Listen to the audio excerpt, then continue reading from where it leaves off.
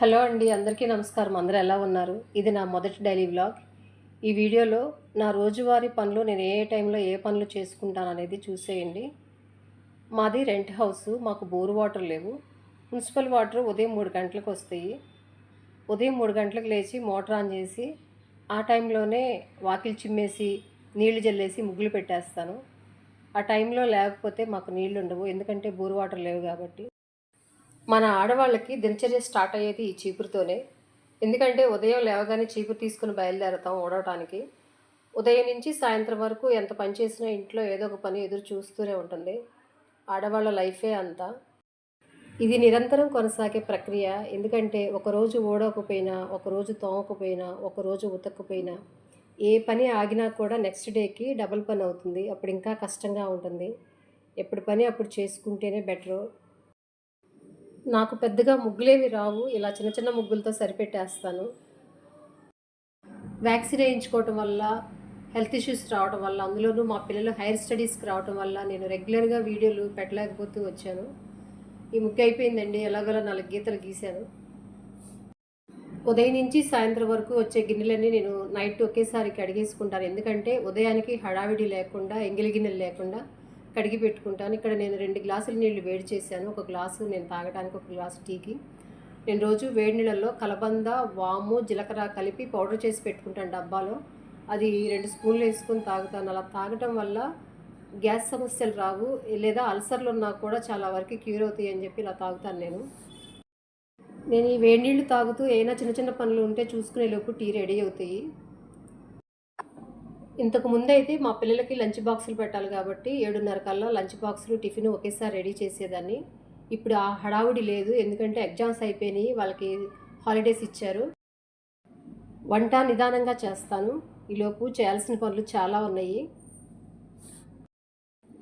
Tiffin కూడా అందరూ ఒకేసారి తినరు. ఒక్కొక్కళ్ళు ఒక్కొక్క టైంలో తింటారు. వాళ్ళు తింటాను అన్నప్పుడు వేడివేడిగా వేసిస్తాను. అందరికీ ఒకేసారి చేయను. ఉదయం అయినా సాయంత్రం అయినా టీ అయినా కాఫీ అయినా రిలాక్సేషన్ కోసమే కాబట్టి తాగేది. నేను ఆ టీని చాలా ఆస్వాదిస్తూ రిలాక్స్డ్గా తాగుతాను. ఈ టీ మరిగేలోపు నేను చేసిన పనులు, నైట్ కడిగిన గిన్నెలన్నీ ర్యాక్లో సర్దాను, మిషన్లో బట్టలు వేసాను. వేడి నీళ్ళు కూడా తాగటం అయిపోయింది. ఈ టీ రెడీ అయింది. ఇలా టీ తాగుతూ అందరం కలిసి కబుర్లు చెప్పుకునేసరికి టైం 9 అయింది.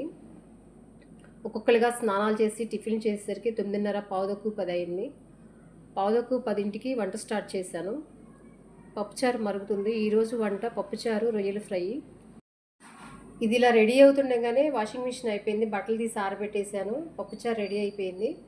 నెక్స్ట్ రొయ్యలు ఫ్రై చేయాలి.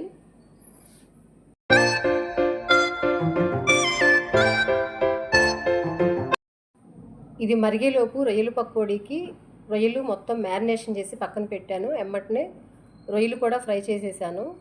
ఇప్పుడు టైము 1 అయ్యింది. రొయ్యలు నేను తినను కాబట్టి నా లంచ్ పప్పుచారు, మామిడికాయ పచ్చడితో లంచ్ చేసేసాను. ఈ లంచ్ అయిపోగానే ఉదయం నేను జార్లన్నీ కడిగి ఎండలో ఆరబెట్టాను. అవి ఆరిపోయినాయి.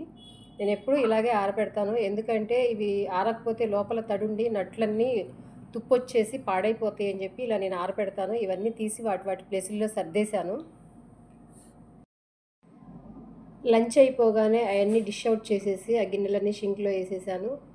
ఇవి సర్దటం అయిపోగానే బట్టలకి గంజి పెట్టాలి, అదొకటి మిగిలింది. ఇలా ఎంతసేపు చేసినా ఇంట్లో పని ఏదో ఒకటి ఎదురు చూస్తూనే ఉంటుంది.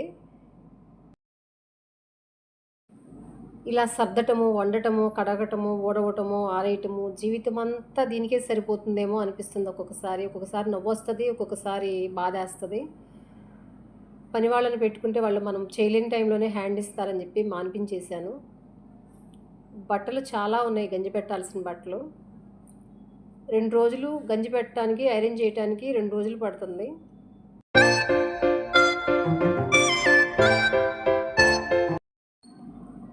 కొన్ని నేనే ఇంట్లో ఐరన్ చేస్తాను, కొన్ని బయట ఇచ్చేస్తాను. ఇవి అయిపోయినాయి.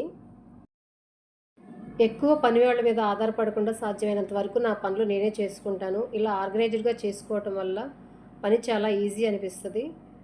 అందులోనూ మన పనులు మనం చేసుకోవడం వల్ల చాలా సాటిస్ఫాక్షన్గా ఉంటుంది. నీట్ అండ్ క్లీన్ అయిపోయిందండి. బట్టలు మొత్తం ఆరేసాను. ఈ వీడియో కనుక మీకు నచ్చినట్లయితే లైక్, షేర్, సబ్స్క్రైబ్. ఉంటానండి. Bye bye.